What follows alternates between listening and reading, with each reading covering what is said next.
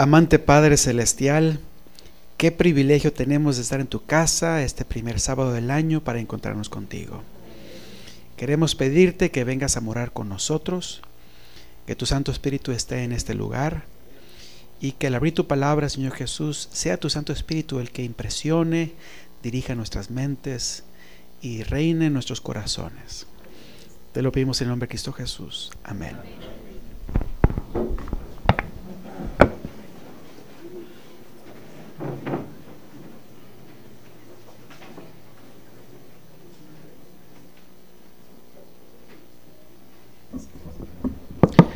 Buenos días, hermanos. La Iglesia Adventista del Séptimo Día, Iglesia de Sonomex, les da una cordial bienvenida. Sintámonos gozosos al estar en la casa de Dios. Sean bienvenidos cada una de las visitas que se encuentran con nosotros. Que el Espíritu de Dios los acompañe en su regreso a su domicilio donde van a dirigirse, y que nos gocemos en este momento al alabar a nuestro Dios, y lo haremos entonando las estrofas del himno número 1. Himno número 1.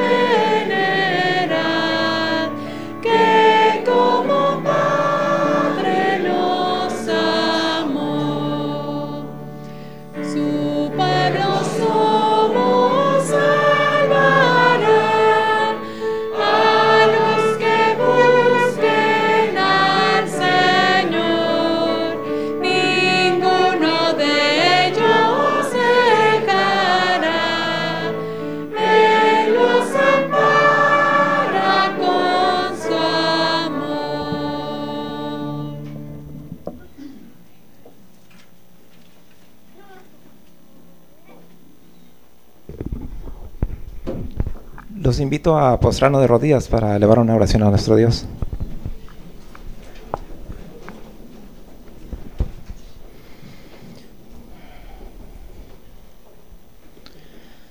Bondadoso Padre Celestial, que moras en el cielo, alabado y glorificado sea tu santo y bendito nombre, Señor. Señor, aquí un grupo de tus hijos, Señor, estamos reunidos en tu casa de oración con el propósito de alabarte y adorarte y reconocerte, Señor, que tú eres el Creador, que tú eres el único Dios, el Dios verdadero, y que fuera de ti no hay otro Dios que salve, Señor. Te queremos pedir, Señor, que tu Santo Espíritu sea aquí presente con nosotros, que Él sea nuestro invitado especial, que se quede con nosotros. También te pedimos, Señor, que unjas los labios del pastor Cortés, para que las palabras que salgan de su boca, Señor, sean aliento, sean un mensaje de amor y de esperanza hacia nosotros, Señor, y que todo lo que podamos nosotros oír, escuchar, lo podamos implementar en nuestra vida, Padre. Te pedimos, Señor, por los enfermos de tu iglesia, Señor. Tú los conoces, Señor. Conoces las necesidades por las cuales atravesamos, Señor. Ayúdanos, Señor, a ponernos en tus benditas manos y que tú suplas todas las necesidades, Señor. Quédate pues, Señor, con nosotros en estos momentos. Te lo pedimos, Señor, no porque nosotros seamos buenos, sino en los méritos de tu Hijo amado, Señor, nuestro Salvador personal. En el nombre de Jesús te lo pedimos todo esto. Amén, Señor.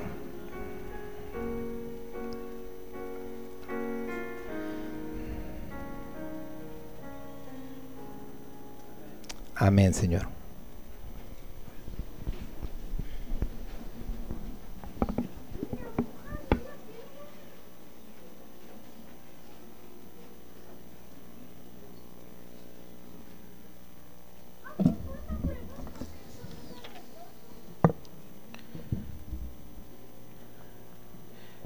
El compromiso total hacia Dios tiene su clímax en la venida de nuestro Señor, con poder y gloria. Lo aceptamos como Señor en nuestra vida y con respecto a su venida nos recuerda: yo vengo pronto y mi galardón conmigo para dar a cada uno según su obra. Hemos sido bendecidos con su amor y de redención, lo cual nos ha capacitado para ser transformados a su imagen. Ahora ha llegado el tiempo de recompensar a sus fieles discípulos. En el libro de Apocalipsis, el apóstol Juan le escribió a la iglesia y a sus discípulos contemporáneos que Jesús ha reafirmado la promesa de su pronta venida, afirmando su eternidad divina, su autoridad mesiánica y su existencia y señorío eterno. En una instrucción más explícita, Jesús presenta a aquellos que recibirán las más maravillosas bendiciones. Dichosos los que guardan sus mandamientos para que tengan derecho al árbol de la vida y entren por las puertas en la ciudad. La salvación en Cristo y su justicia motivan a la obediencia y a las buenas obras, la cual es finalmente recompensado en la eternidad con Jesús. Como fieles discípulos de Jesús, mantengamos una permanente relación con nuestro Señor y preparémonos para la final recompensa eterna en su venida. Los invito para que oremos por los diezmos. Nuestro Dios y nuestro Padre, Señor, agradecidos estamos contigo, Señor, por este año que ha concluido, Señor, y que tú te has manifestado en nuestras vidas, Señor, en nuestros bienes, nuestra salud, que has suplido nuestras necesidades, Señor. No tenemos a nada que temer.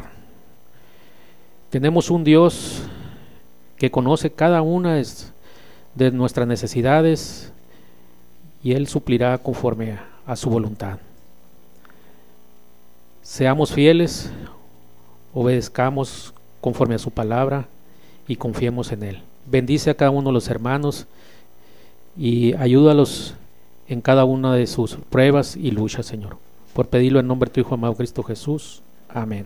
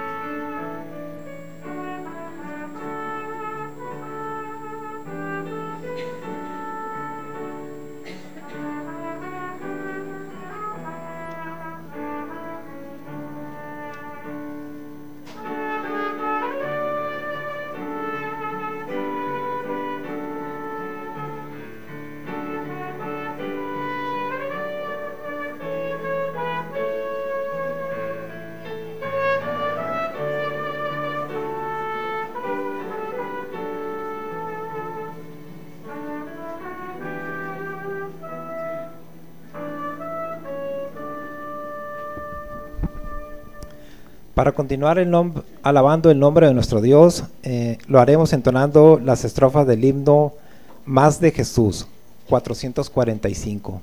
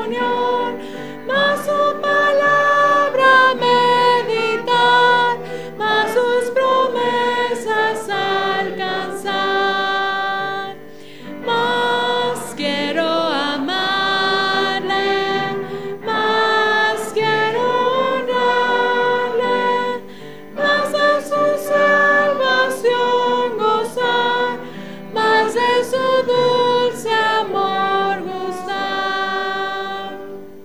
Más de Jesús allá veré, más semejante a Él seré, más de su gloria de gozar, más su gran nombre de alabar.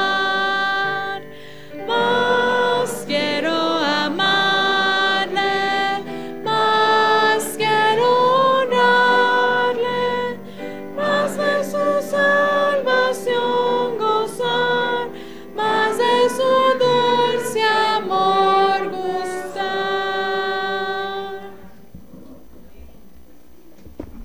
¿Pueden sentarse? Muy buenos días a todos. Me siento muy contento de estar aquí en la iglesia Sonomex. Hace bastante tiempo que no habíamos tenido el privilegio de estar aquí en esta iglesia. Y me siento muy contento de ver amigos de mucho tiempo.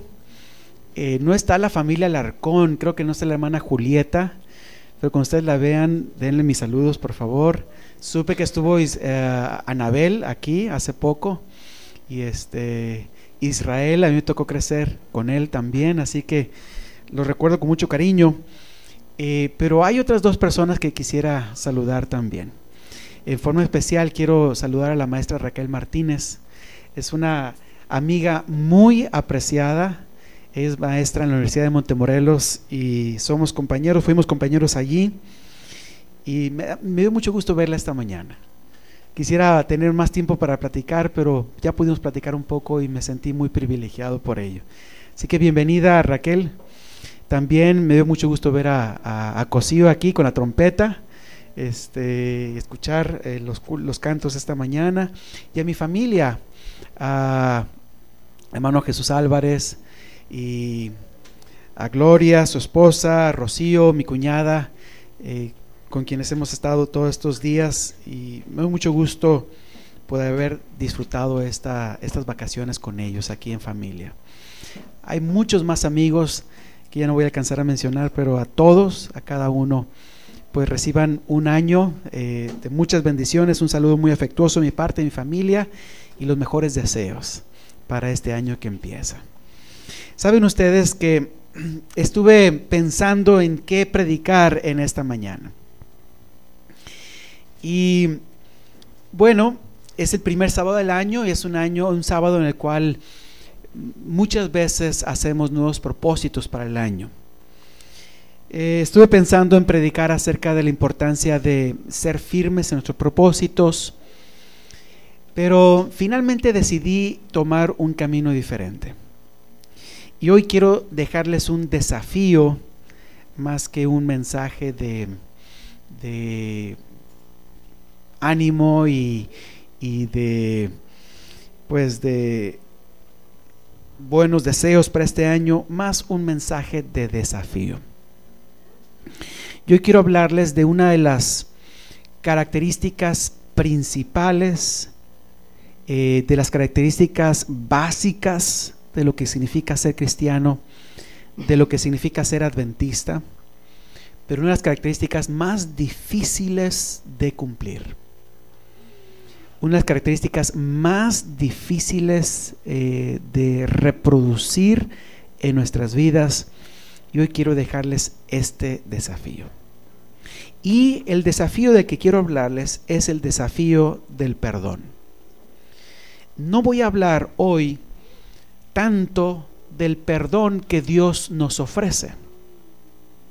Todos estamos aquí porque Dios nos ha perdonado, ¿no es cierto? Y es maravilloso saber que Dios nos ha perdonado. Hoy quiero hablarles del perdón que nosotros ofrecemos a otros.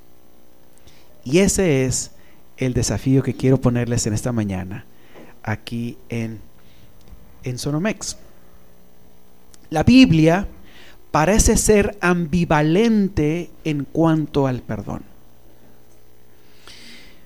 Dice por un lado versículos como Levíticos 24:19, y dice lo siguiente: el que causare lesión en su prójimo, según hizo, así le sea hecho, rotura por rotura, ojo por ojo, diente por diente.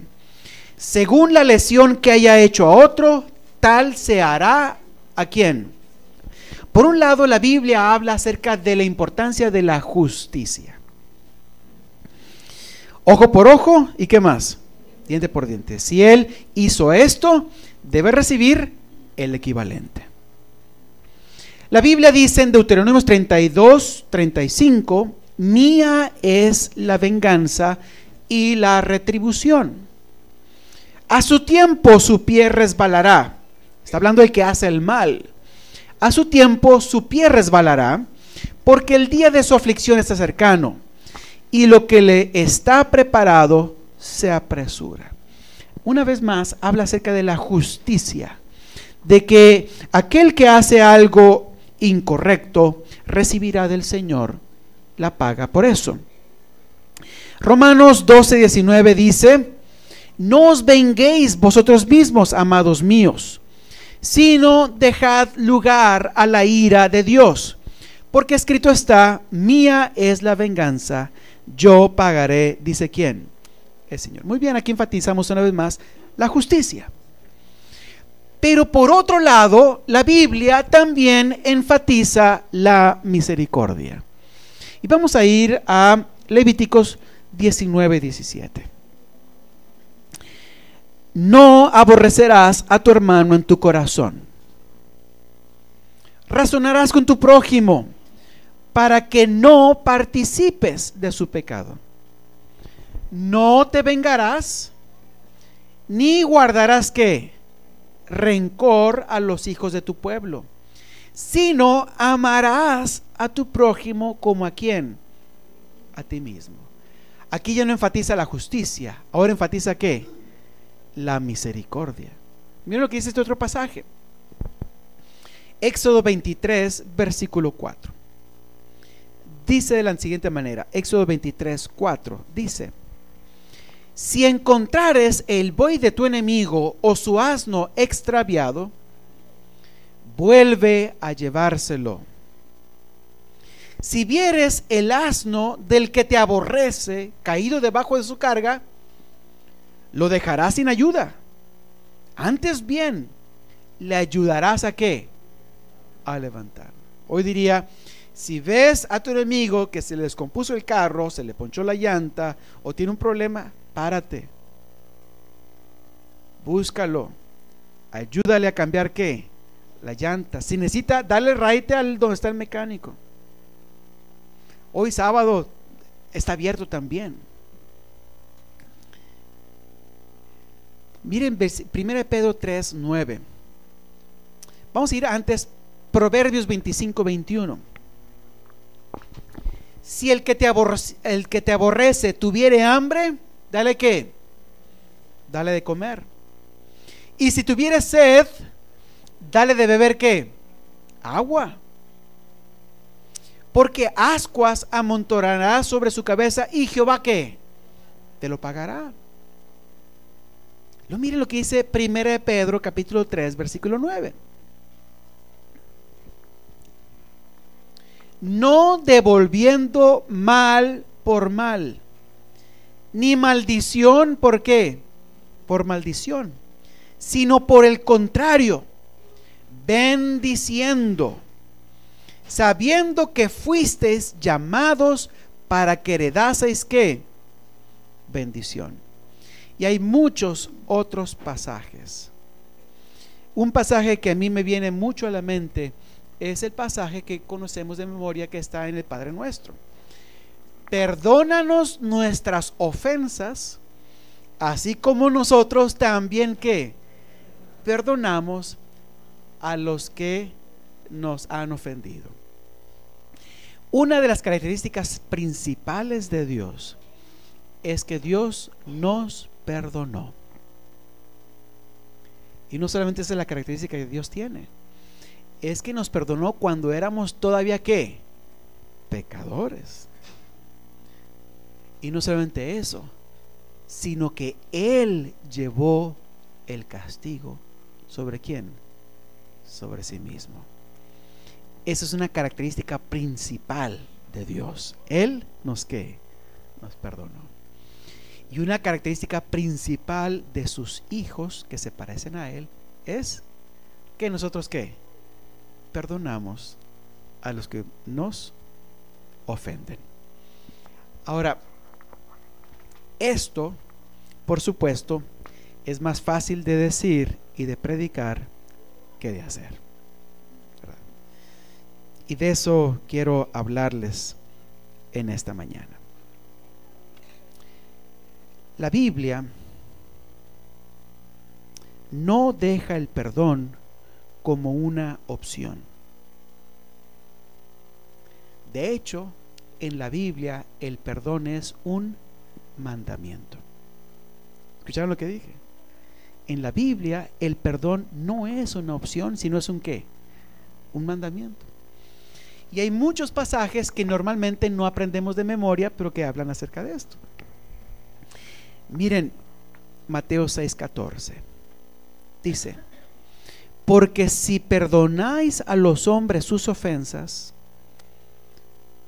os perdonará también a vosotros vuestro Padre ¿qué? Celestial.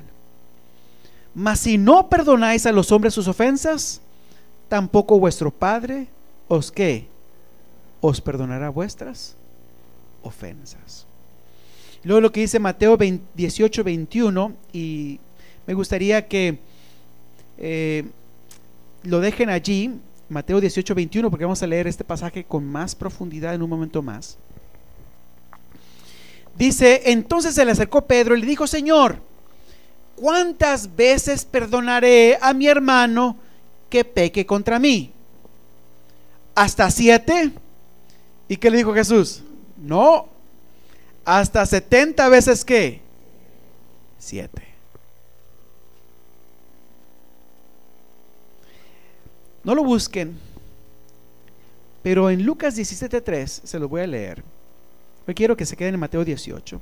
En Lucas 17:3 dice: mirad por vosotros mismos, si tu hermano pecare contra ti, repréndele, y si se arrepintiere, perdónale. Y si 7 veces al día pecare contra ti, y 7 veces al día volviera a ti diciendo: me arrepiento, perdónale. Esto realmente es este mandato. Colosenses 3:13 nos dice que debemos de seguir el ejemplo de Cristo Jesús de perdonar a otros. Bueno, hay muchos pasajes.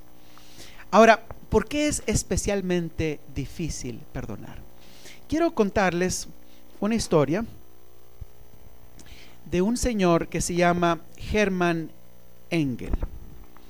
No es una historia verídica, pero es una historia que entra a lo profundo de lo que realmente es el perdón. Miren lo que pasa en esa historia. Resulta que Hermann Engel, su nombre Engel en alemán significa ángel, es el protagonista de una obra de teatro que se llama El Ángel Negro. El autor de esta obra de teatro se llama Michael Christopher. Y en esta obra de teatro, que se llama El Ángel Negro, habla acerca de Hermann Engel, quien fue un general del ejército nazi durante la Segunda Guerra Mundial. Cuenta la obra de teatro que este hombre pues es responsable de atrocidades que cometen sus soldados y es llevado al juicio en Nuremberg al final de la Segunda Guerra Mundial. Allí Engel es encontrado culpable y se le condena a 30 años de cárcel. Hay una persona que es también un protagonista especial que se llama Moriux. Moriux es un periodista francés. Y Moriux va al juzgado y está presente allí mientras Hermann Engel es juzgado en Nuremberg. Pero Moriux tiene familiares que han sido o fueron asesinados por las tropas de Engel. Así que Moriux no solamente quiere dar la noticia de lo que está pasando allí, sino también quiere encontrar algún tipo de venganza. Y ahí está sentado Moriux viendo el juzgado, el juicio, y cuando finalmente lo condenan a 30 años de prisión, Morriux dice: no, esto no es posible. Él debería ser condenado ¿a qué? A muerte. Y en su corazón dice: yo voy a esperar 30 años, y después de 30 años voy a hacer mi venganza. Así que el pobre Hermann Engel, bueno, era un asesino, lo meten a la cárcel y está 30 años. Después de 30 años, cuenta la historia que ya viejo este general, ya muy grande y pues mal en su salud, se retira y se va a algunas montañas en Alsacia para retirarse y morir. Pero Morriux no ha olvidado ¿qué? Su venganza. No ha olvidado su venganza. 30 años pasaron. Y entonces, después de 30 años, él va y encuentra dónde vive Hermann Engel. Y entonces, cuando sabe dónde vive, ya él vive en una cabaña arriba en la montaña solo. Nadie sabe quién es Hermann Engel y quiere olvidar pues su pasado. Entonces él convence a unas personas radicales en el pueblo de que esa noche suban a donde está la cabaña y maten a Engel, y le revela quién es él y lo que hizo, etcétera, y el pueblo estas personas se ponen de acuerdo, y esa noche van a subir con una turba, van a subir y lo van a matar. Pero antes de que la noche caiga, durante el día, el Morriux, el periodista que esperó 30 años para su venganza, va a buscar a Hermann Engel porque quiere tener una información de él que no sabía, que no había tenido, y quiere saber algunas cosas. Y entonces sube a la cabaña, y cuando sube empieza a platicar con él y se encuentra que este Hermann Engel no es lo que él había pensado que era. Es un hombre ya viejito, frágil, muy enfermo, que se siente avergonzado por lo que hizo. Busca alguna manera olvidar el pasado, encontrar redención de lo que hizo, y pues tener sus últimos días allí. Y entonces él se va dando cuenta de esto durante la entrevista, y durante la entrevista Morriux pues sabe que esa noche lo van a ¿qué? A matar, y pasan bastante tiempo platicando, y entonces durante la entrevista él llega a la conclusión de que él debe salvarlo. Y entonces, después de haber platicado con él, Morriux le dice a Engel: ¿sabe qué? Quiero confesarle algo. Hoy en la noche van a venir a matarlo, y quiero decirle que lo quiero salvar. Quiero llevarlo a otro lugar para que no lo maten, no lo encuentren. Vámonos, le dice. Y Hermann Engel, muy calmado, le dice: ¿sabes qué? Me voy contigo con una condición. ¿Y cuál es la condición? Le dice Morriux. ¿Cómo que pone condiciones? Estoy tratando de salvarle ¿qué? La vida. Y entonces Engel le dice a Morriux: tengo una condición, y la condición es que tú me perdones. Y Morriux se da cuenta que después de 30 años de haber alimentado ¿qué? Ese odio, puede salvarlo, pero le cuesta trabajo ¿qué? Perdonarlo. Y dice la obra de teatro que Morriux no puede perdonarlo, y Engel se rehúsa a ir a menos que ¿qué? Que lo perdonen. Morriux baja, y la obra termina cuando la turba sube para matar a Engel. Hay una diferencia entre tratar bien a otros y perdonarlos. Y lo que la Biblia quiere que hagamos no solamente es que los tratemos ¿qué? Bien, sino que los que perdonemos. ¿Por qué? ¿Por qué? Eso es el centro en lo que quiero hablarles hoy. Es que hay muchas cosas que nosotros decimos que son perdón, pero no lo son. Miren, hay quienes piensan, hay ciertas cosas que son buenas, pero que no son perdón. Hay quienes piensan que perdonar es olvidar. Pero realmente perdonar no es olvidar.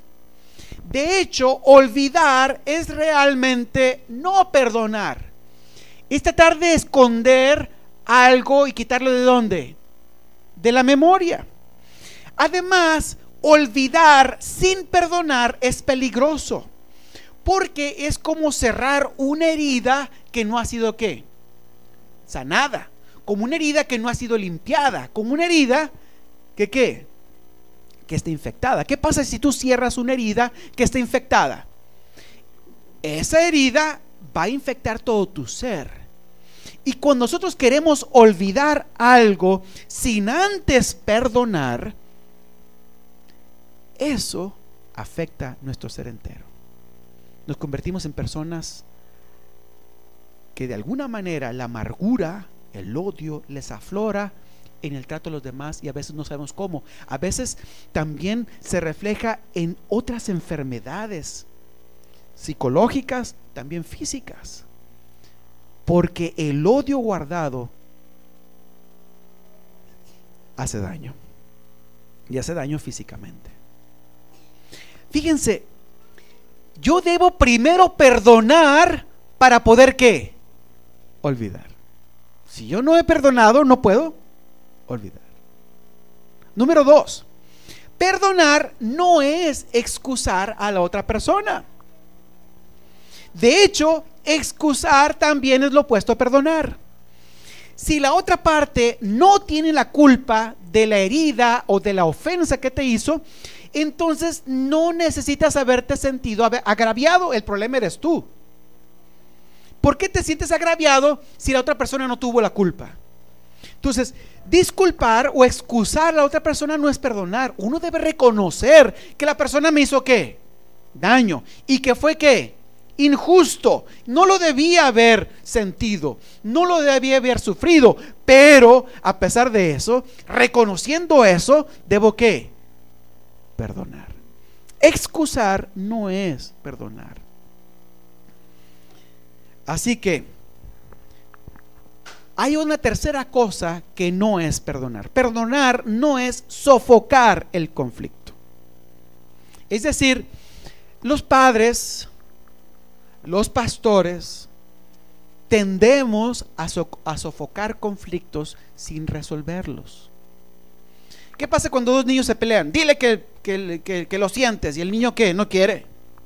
Dile que lo sientes, si no te va a pegar. ¿Me perdonas? Pero no es que lo siente. Estamos sofocando ¿qué? El conflicto. A veces cuando somos niños, pues tenemos que ir haciendo primero eso antes de que maduremos y lleguemos a hacer lo ¿qué? Lo otro, que es perdonar realmente. Pero ya una persona madura no debe confundirse. El sofocar el conflicto no es lo mismo que a perdonar. Sofocar el conflicto es semejante a cerrar una herida sin haberla ¿qué? Limpiado y sanado. Así que esto es muy importante. Otra cosa, perdonar no es tolerar. Jesús perdonó a sus enemigos, pero no toleró el mal. Cuando en el juicio final Jesús dijo algo, dice la Biblia que vino un soldado y le dio una ¿qué? Una bofetada. ¿Y qué le dijo Jesús? ¿Por qué me golpeas? Si he hablado mal, testifica del mal, sino ¿por qué me golpeas? ¿Verdad? O sea, Jesús no toleró el abuso. No dijo, está bien, puedes seguirme abusando. No. Perdonar a una persona no significa que me voy a someter al abuso de esa persona, ¿verdad? Si una persona está abusando de mí, está abusando de mi confianza, yo debo hacer lo necesario para parar ese ¿qué? Ese abuso. Pero parar el abuso no significa regresar la ¿qué? La bofetada. Jesús dijo, ¿por qué me golpeas? Pero también Jesús oró, Padre, perdónalos porque ¿qué? No saben lo que hacen. ¿Se dan cuenta? Perdonar no es tolerar. Nosotros no debemos tolerar el abuso. pero tampoco debemos de guardar ¿qué? Rencor. O tampoco debemos de ¿qué? Regresar porque es lo que hacemos, ¿no es cierto? Ustedes ven las caricaturas, vienen de alguien, te pega con un garrote, el otro viene, agarra un garrote más grande y te pega, ¿no es cierto? Entonces te va y agarra otro garrote más grande y te pega, y eso es lo que pasa, eso es lo que realmente pasa. El conflicto, ¿qué pasa? Se va ¿qué? Escalando. Y Jesús dijo: no debes tolerar el abuso, pero tampoco debes de ¿qué? De vengarte por ti mismo. Deja la venganza ¿a quién? A mí. Así que perdonar tampoco es tolerar. Jesús no quiere que toleremos el abuso, pero tampoco quiere que ¿qué? Que nos venguemos. Y sí quiere que ¿qué? Que perdonemos. Así que nosotros necesitamos perdonar. ¿Por qué Dios nos ordena perdonar? Recuerden que en la Biblia el perdón no es opcional. El perdón es un mandato divino. ¿Por qué la Biblia nos ordena perdonar?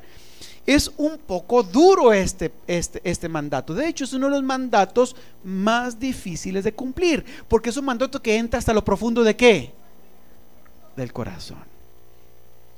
Nosotros podemos hacerle bien a alguien, pero perdonarlo es otra cosa. Es otra cosa. ¿Qué es perdonar? ¿Cuándo sé que he perdonado a una persona? Yo sé que he perdonado a una persona cuando estoy dispuesto a desearle el bien. Cuando yo quiero que le vaya bien. Allí está la esencia de cuando amamos. Yo puedo darle un vaso de agua a alguien, pero desear que le vaya bien va hasta la raíz de ¿qué? De la persona. Ese es el perdón.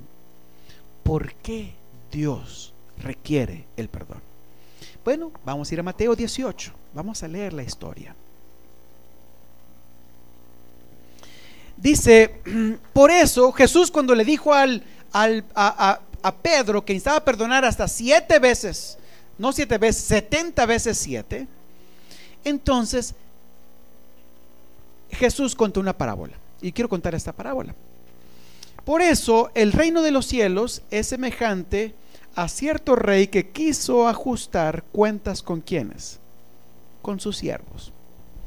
Y al comenzar a ajustarlas, le fue presentado uno que le debía 10,000 ¿qué? Ahora miren, yo quiero hablarles un poquito de esta deuda. 10,000 talentos es realmente una deuda exorbitante. Es una deuda tan exorbitante que es una deuda risible. O sea, es exagerada. Jesús está exagerando en esta parábola. ¿Por qué les digo esto? Porque miren, un talento es mucho dinero. Palestina, el reino de Palestina pagaba alrededor de 900 talentos de impuestos al Imperio Romano en el tiempo de Jesús. Es decir, que esta persona le debía más o menos lo que pagaría Palestina en 10 años de impuesto. ¿A quién? Al Imperio Romano. Una persona puede deber tanto. No, es exagerado. Y esta persona debía ¿cuánto? 10,000 talentos. Era demasiado. No. Jesús está ¿qué? Exagerando. Bueno, encontró uno que le debía 10,000 talentos. Imposible, pero estaba. Y entonces, ¿qué le dice el hombre? Dice: pero no teniendo él con qué pagar, su señor ordenó que lo vendieran con su mujer e hijos y todo cuanto poseía, y que se le pagara la ¿qué? La deuda. Ahora quiero hacerles una pregunta. Si el rey ordena a este siervo que le debe 10,000 talentos, que sea vendido, él, su esposa, sus hijos y todas sus pertenencias, la pregunta es: ¿se va a pagar la deuda? No, ¿verdad? No sabe cuánto tenía, pero no tenía con qué pagar, y la vida no valía eso. O sea, no importa cuánto se vendiera a este siervo, no iba a poder ¿qué? Le quiero decirles algo. Hay cosas que sufrimos que no se pueden pagar. Voy a hablar de casos extremos. Un padre que pierde un hijo por un asesinato, ¿cómo le va a pagar a aquel que debe a él la deuda del hijo? La vida del hijo. Puede pagarla. Yo puedo condenarlo a él a muerte. ¿Puedo qué? Puedo meterlo en la miseria. Lo puedo meter a la muerte, o lo puedo enviar a la cárcel de por vida y meterlo a él a la miseria, a él y a la esposa y a los hijos y todo, pero no me va a pagar la ¿qué? La vida del hijo. No hay manera de pagarla. Y muchas de las ofensas no se pueden cobrar. Porque cuando alguien me ofende y yo hago que esa persona de alguna manera, si alguien me tumba un diente y yo le tumbo al diente al otro, el diente del otro no va a restituir mi ¿qué? Ahora somos dos que nos falta un diente. Eso es todo. Pero el diente del otro no restituye mi ¿qué? Mi diente. Ese es el problema del mal. El mal no se puede pagar. Solamente Dios lo puede pagar. Y Dios lo paga con la vida de ¿quién? De Jesús, que vale más que el mundo entero, todo lo que habitan en él y el universo. Entonces solamente la vida de Cristo Jesús puede pagar ¿qué? El mal. No hay nada que nosotros podamos pedir a otra persona que realmente en lo más profundo pueda pagar lo que hemos sufrido. Lo único que puede hacer es que otra persona sufra lo mismo que yo sufrí, pero no va a restituir lo que yo ¿qué? Lo que yo sufrí. No va a restituirlo. Eso es impagable. Solo Dios puede ¿qué? Redimirme. Solo Dios puede tomar esa ofensa y darme honor en lugar de esa ofensa. Solo Dios puede darle vida al hijo que ¿qué? Que perdí. Solo Dios puede borrar de la memoria los actos. Nadie más los puede ¿qué? Borrar. Solo Dios puede redimir. No hay manera de pagar.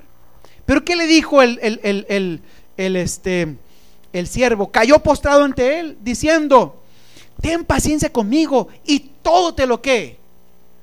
¿Podía pagar el siervo eso? Era imposible. ¿Y qué hace? Y el señor de aquel siervo tuvo compasión y le soltó y le perdonó ¿qué? Es lo único que podía hacer el rey. O lo metía a la cárcel, o sea, lo vendía como esclavo a él y a su familia, a todos los hijos y todas las propiedades, todo. De todas maneras no iba a recibir de regreso lo suficiente. ¿O qué? O perdona. ¿Y qué decidió hacer? Perdona. Muy bien. Aquel hombre se fue libre. Pero se veía que el siervo, miren qué increíble lo que pasa aquí. Aquel siervo encontró a uno de sus consiervos que le debía 100 denarios. Ahora, 100 denarios no se compara con ¿cuántos? Con 10,000 talentos, ni en lo más mínimo. 100 denarios es lo equivalente a 3 salarios de sueldo. Ahora, 3 salarios de sueldo tampoco es poquito, ¿no es cierto? 3 meses de salario de sueldo. 3 meses de salario tampoco es poquito. Es una cantidad razonable, respetable. Y este hombre le debía ¿cuánto? 3 meses de salario. 3 meses de salario. Y entonces dice la parábola que este hombre, este siervo que había sido perdonado, empezó a ahorcar ¿a quién? Empezó a ahorcar al que le debía y le decía: págame lo que le debes. Entonces aquel siervo, cayendo a sus pies, le suplicaba diciendo: ten paciencia conmigo y te lo ¿qué? Es interesante, le dice exactamente lo que él le dijo ¿a quién? Al rey. Ten paciencia conmigo que te lo voy a ¿qué? A pagar. Y entonces que su consiervo, ¿qué hizo él? Él no quiso, sino que fue y lo echó en la cárcel hasta que pagara lo que ¿qué? Lo que debía. Así que cuando vinieron sus consiervos, lo que había pasado, dice, lo que había pasado, se entristecieron mucho y fueron y contaron a su señor, al rey, lo que había sucedido. Entonces, llamándolo a su señor, le dijo: siervo malo, te perdoné toda aquella deuda porque me suplicaste. ¿No deberías tú también haberte compadecido de tu consiervo, así como yo me compadecí de ti? Y enfurecido su señor, le entregó a los verdugos hasta que pagara todo lo que debía. así también mi Padre Celestial hará con vosotros si no perdonáis de corazón cada uno a quién. Fíjense qué terrible, qué terrible. Fíjense, así lo que hizo el rey con el Señor, el rey con el siervo que no perdonó a su consiervo, hará con nosotros si no perdonamos. ¿De dónde? De corazón. Óiganme, es más fácil que hacerle bien a una persona, más difícil que perdonarlo. Y aquí está hablando de perdonarlo ¿de qué? De corazón. ¿Por qué Jesús hace esto? Y es que eso es lo que realmente pasa. Miren, cuando una persona ha recibido un daño fuerte, nuestro deseo de justicia, porque Dios también implantó el deseo de ¿qué? De justicia, crea ¿qué? Resentimiento, un conflicto, crea ira, crea odio. Pero si no perdonamos a nuestro hermano, dice la Biblia que Dios nos entregará a los verdugos, como el rey entregó al siervo que no perdonó ¿a quién?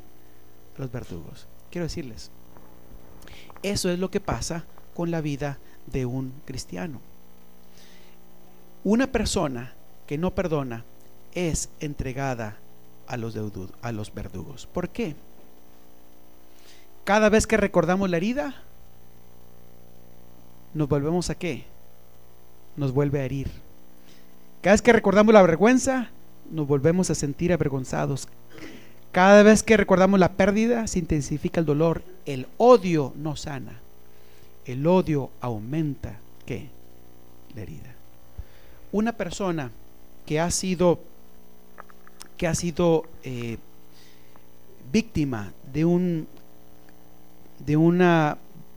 crimen muy grave, muchas veces esa persona va a perder la esposa, los hijos y la paz. ¿Por qué?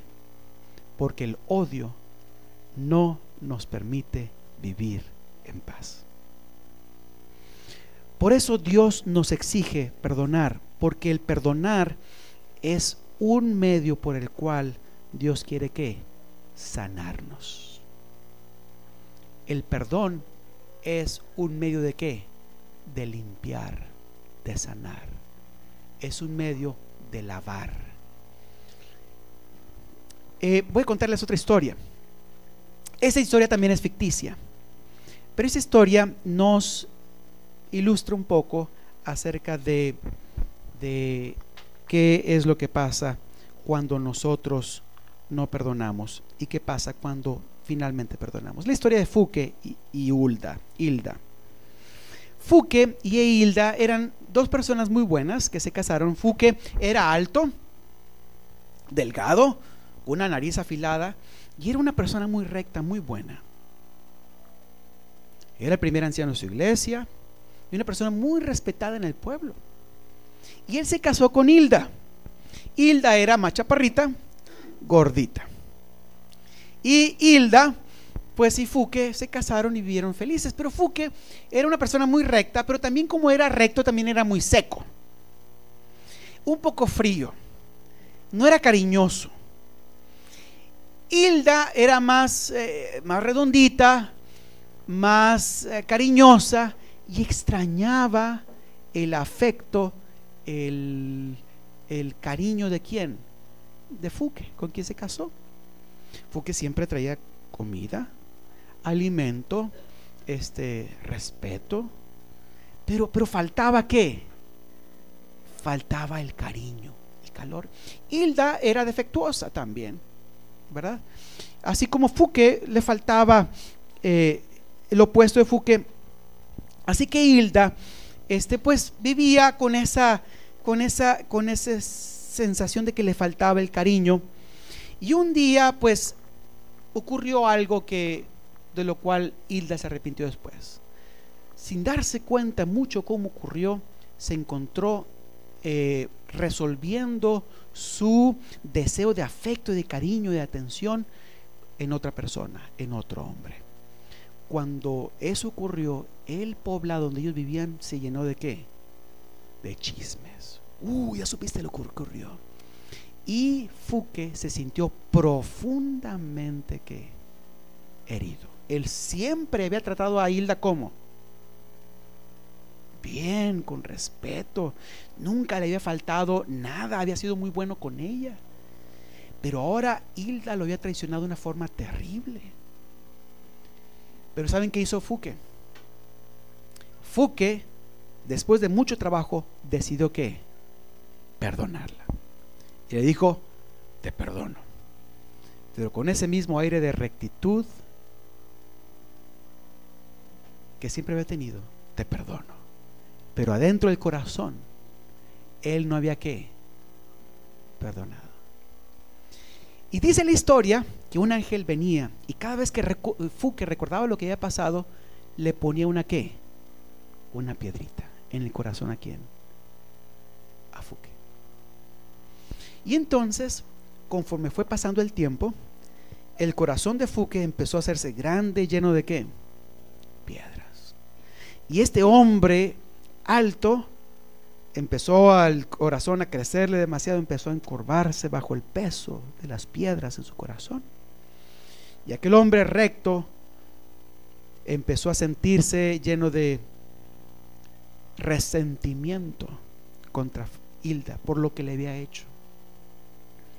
Pero tanto era lo que había pasado que llegó un momento en que Fuke le dijo a Dios: ¿sabes qué?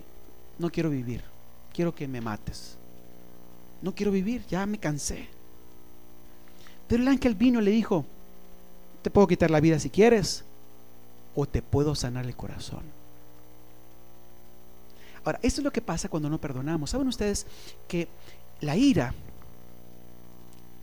las heridas no limpiadas, las heridas no cerradas correctamente, se filtran en nuestra personalidad? ¿Y qué pasa cuando se filtra en nuestra personalidad? A veces toman la forma de culpa increíblemente, otras veces de depresión, ira, resentimiento, alcoholismo, desórdenes de la alimentación, otros problemas. ¿Por causa de qué? Resentimientos y odios que no han sido ¿qué? Resueltos, sanados. Bueno, dice la Biblia que, no la Biblia, la historia, esta historia ficticia de Fuke, que Fuke le dijo: está bien, sáname si puedes, sáname si quieres. Y entonces dice que el ángel le regaló a Fuke unos lentes especiales.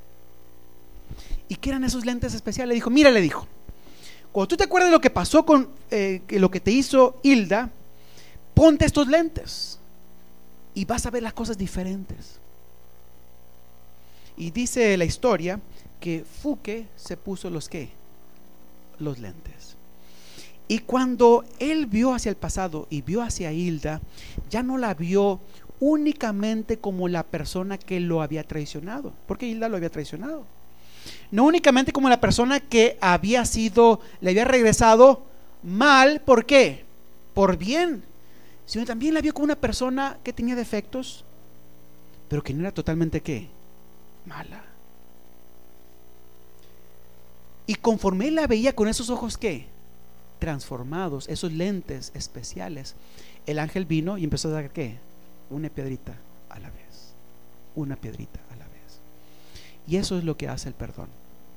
El perdón nos da la capacidad de ver a las personas como son. Cuando odiamos, nosotros no vemos a las personas como son. Las vemos a través de los lentes de ¿qué? Del mal y del odio que nos hicieron. Del odio y del mal que nos hicieron. Los vemos como monstruos, como personas malas, duras. Y sí, hay personas que son malas, pero no es todo lo que hay acerca de ellas. Cuando Dios nos da los lentes, vemos a las personas como son, una mezcla de bien y de ¿qué? Y de mal. Pero no solamente eso, Dios hace un milagro en nuestras vidas.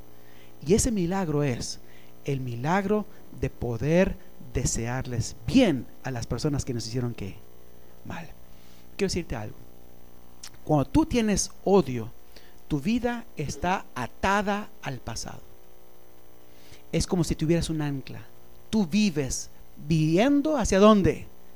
Hacia el pasado. Lo que te pasó, lo que te ocurrieron. Tu vida gira alrededor de la persona que te hizo el daño. Estás amarrado por esa persona. Esa persona puede dormir muy bien quizás, pero tú no puedes dormir. ¿Por qué? Estás tramando qué es lo que vas a hacer. Tú no tienes la paz que deberías de tener porque tu vida está anclada ¿a dónde? Al pasado. Está anclada a esa persona que tanto odias pero te controla finalmente. Y finalmente el perdón nos permite hacer ¿qué? Cortar esa ancla, cortar esa atadura, y nos permite mirar hacia dónde, hacia el futuro, y tener ¿qué? Paz, porque cuando hay amor en el corazón, las cosas son diferentes. Miren lo que le pasó a José. La historia de José es una historia muy interesante, y vamos a ir a Génesis capítulo 41 versículo 50. 41 versículo 50. Dice allí algo que ustedes conocen la historia de José, ahorita se los voy a contar en forma rápida, pero dice allí algo que deberíamos de ponerle atención. Y nacieron a José 2 hijos antes que viniese el primer año del hambre, los cuales le dio a luz a Senat, hija de Potifera, sacerdote de On. Y llamó José el nombre de su primogénito, ¿qué le llamó? Manasés, porque dijo: Dios me hizo olvidar todo mi trabajo y toda la casa de mi padre. Y llamó el nombre del segundo Efraín, porque dijo: Dios me hizo ¿qué? Fructificar en la tierra de mi ¿qué? De mi aflicción. ¿Saben ustedes que esta historia de los hijos de José es muy significativa si comprendemos la historia completa? Les voy a decir algo en cuanto a esta historia. Primero, ustedes recuerdan la historia de José. José era el hijo preferido ¿de quién? De su padre. Él no tenía la culpa de ser el hijo preferido de su padre, pero por culpa de eso, sus hermanos ¿qué hacían? Lo odiaban. Y dice la Biblia que un día sus hermanos lo metieron en un ¿qué? En un pozo, y después lo vendieron como esclavo. Ser vendido como esclavos podía ser en algunos casos peor que la muerte. Dice la Biblia que José fue llevado a Egipto, y cuando estaba allá en Egipto una persona lo compró, y allá por ser fiel, dice la Biblia que llegó a ser una persona muy importante para su dueño, para su jefe, a su dueño, y llegó a convertirse en la persona que administraba todos los bienes de su dueño. Pero cuando ocurrió eso, le corrió una segunda ¿qué? Desgracia. Él no tiene la culpa, pero la esposa de su dueño puso los ojos ¿sobre quién? Sobre él, y quiso obligarlo a acostarse con él. Cuando José se resiste, la esposa ¿lo qué?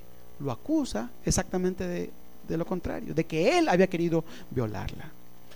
Entonces aquel hombre lo mete en donde, a la cárcel, y lo golpean. Ahora, la realidad es que probablemente el hombre no creyó completamente el cuento de la esposa, porque si lo hubiera creído, lo hubiera matado. Él tenía poder para matarlo. Y el hecho de que lo perdona, en el sentido de que lo envía a la cárcel y lo golpea y ya queda en la cárcel, fue también una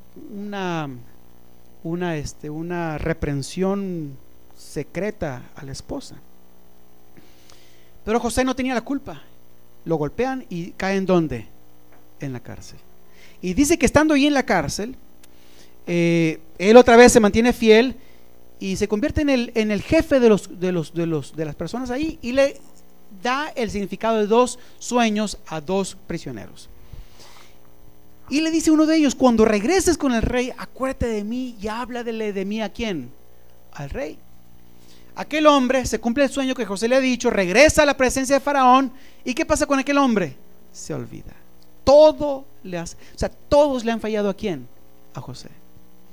Pero finalmente cuando viene el problema de los sueños del rey, aquel prisionero que era compañero de José se acuerda finalmente, y ustedes conocen la historia, le habla acerca de José, y José llega a ser el gobernador ¿de quién?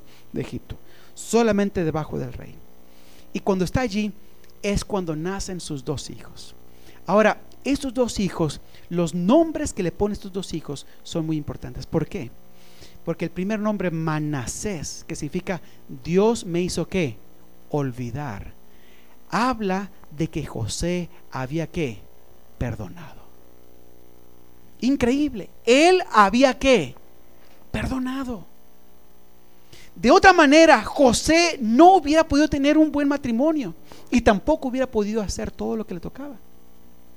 Pero no solamente de eso, dice que José no solamente perdonó y olvidó lo que había pasado, pero de olvidar no se refiere a que no me acuerdo de lo que pasó, sino olvidar el odio, a eso se refiere. Olvidar el deseo de venganza, a eso se refiere, porque José no olvidó. Y dice la Biblia que tiene un segundo hijo. ¿Y cuál es el segundo hijo? Efraín, que viene de la palabra hebrea peri, que significa fruto y fructificar. José perdona, ¿y qué hace? Dios lo hace ¿qué? Fructificar. Es lo que pasa con José, fructifica en la tierra. Ahora, cuando vienen sus hermanos, ¿se acuerdan ustedes de la historia de sus hermanos? Cuando vienen sus hermanos, ¿José había olvidado lo que le habían hecho? No. ¿Estaba lleno de odio? Tampoco. Pero él sí recordaba el mal que habían hecho, pero no tenía deseos de ¿qué? De venganza. Dice la Biblia que él los trata con dureza. La razón por la cual los trata con dureza es porque él quiere saber si aquellos hombres, aquellos hermanos han ¿qué? Han cambiado. Y pone la copa en el saco ¿de quién? De su hermano menor. ¿Por qué? Quiere darle a sus hermanos todas las excusas para maltratar ¿a quién? A Benjamín. Él quiere saber si todavía ellos siguen odiando a los hijos de Raquel, o sea, su hermano, que era la preferida del padre. Entonces él le pone la copa en el de Benjamín porque quiere que los hermanos tengan la excusa de dejarlo como ¿qué? Como prisionero, y de vengarse. Él quiere escucharlos sin que ellos se den cuenta que él es José. Así que cuando él los escucha, que finalmente uno de ellos dice, ¿saben qué? Yo me quedo. Entonces, ¿qué es lo que hace? ¿Qué es lo que hace José? Dijo, no, déjame a quién, a Simeón. Simeón había sido uno de los más crueles con él. Quería hacer ¿qué? Observarlo. Porque recuerden, perdonar no significa someternos a ¿qué? Al abuso. Perdonar no significa someternos al abuso. Primero tengo que ver si estamos en condiciones de ¿qué?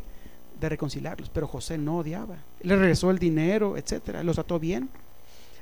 Pero resulta que cuando llegan ellos después con su hermano Benjamín y todo eso, los invita a comer, y le da a su hermano Benjamín le da mucho más comida que los demás, lo trata mejor para ver si ellos habían ¿qué? Cambiado. Y cuando se da cuenta que ellos han cambiado, ¿qué pasa? Dice la Biblia que él se revela a ellos. Y cuando se revela a ellos dice, yo soy su hermano. Y no se preocupen por lo que me hicieron. Yo ya perdoné eso hace mucho tiempo. Mi hijo se llama ¿cómo? Manasés. Dios me hizo ¿qué? Olvidar el odio, olvidar el deseo de venganza. Dios me ha hecho fructificar. Quiero que se vengan todos y les voy a dar lo mejor ¿de qué? De la tierra. El corazón de José no había sido envenenado. ¿Por qué? Por el odio. Si ustedes quieren tener un buen año, el año 2014, una de las cosas que tenemos que hacer es ¿qué? Aprender a perdonar. Y esa es una de las características principales de Dios. Dios se regocija en perdonar a sus hijos. Pero nosotros que hemos nacido de Él, debemos también aprender a perdonar. Dice la Biblia, entonces, que así como nosotros perdonamos, dice, Dios nos perdona de la misma manera en que nosotros perdonamos a quienes, a nuestros deudores. Quiero terminar haciendo una invitación en esta mañana. Yo no sé, yo no conozco la historia de nadie aquí, pero es posible que aquí en este lugar haya personas que hayan sufrido injustamente a manos de alguien, una traición, deslealtad, alguna cosa que sea completamente ¿qué? Injusta. Puede ser que haya aquí alguien que en forma completamente sin ninguna razón haya sido agraviada por otra persona en forma cruel. Si hay alguien aquí así, yo quisiera hacer una invitación. Yo quisiera invitar a esta persona a que en la oración que yo voy a hacer en un momento más le diga, Señor, ayúdame a sanar ¿qué? a sanar esto. Recuerda, no hay nada que puedas hacer para que la otra persona te pague eso. Si tú le haces el mismo daño, no te va a resolver el problema que te hizo. Un hijo muerto por causa de alguien no lo va a resolver que yo mate al hijo de esa persona. No lo puede resolver. No voy a devolver a quién, al hijo. Un diente que me tumbó, si yo se lo tumbo a él, no va a resolver mi qué, mi diente. No hay manera de resolverlo. Solo Dios puede qué, resolver eso. Solo Dios puede darme un nuevo diente. Solo Dios puede sanar, resucitar al hijo, darme una nueva vida. Solo Dios puede hacerlo y lo va a hacer cuando venga por segunda vez. Es el plan que Dios tiene para todos nosotros. Dice la Biblia, Apocalipsis 21, y les invito para que lo leamos. Apocalipsis 21, versículos 1 en adelante.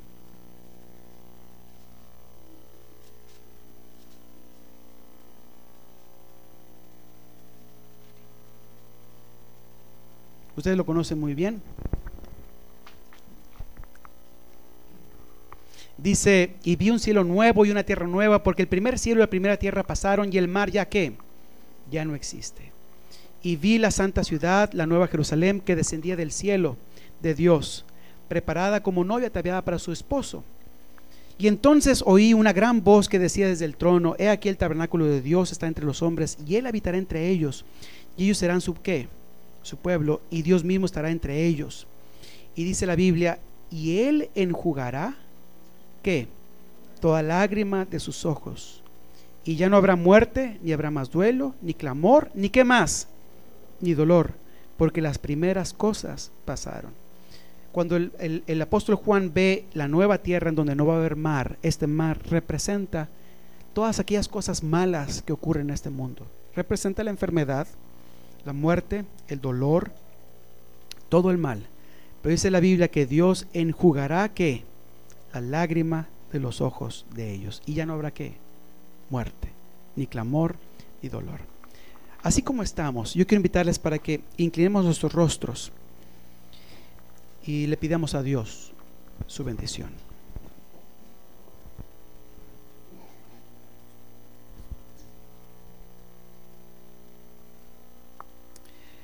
Vamos a orar. Amante Padre Celestial, hemos escuchado este estudio de tu palabra donde hablas acerca del perdón. Es uno de los mandamientos más difíciles de obedecer, Señor Jesús, porque va en contra de nuestra naturaleza, porque va con el deseo de venganza que es normal en el ser humano, y porque sencillamente es más que humano perdonar a otra persona de corazón. Pero queremos pedirte, Señor Jesús, en este nuevo año que empieza, que nos ayudes a perdonar a aquellos que nos han hecho daño.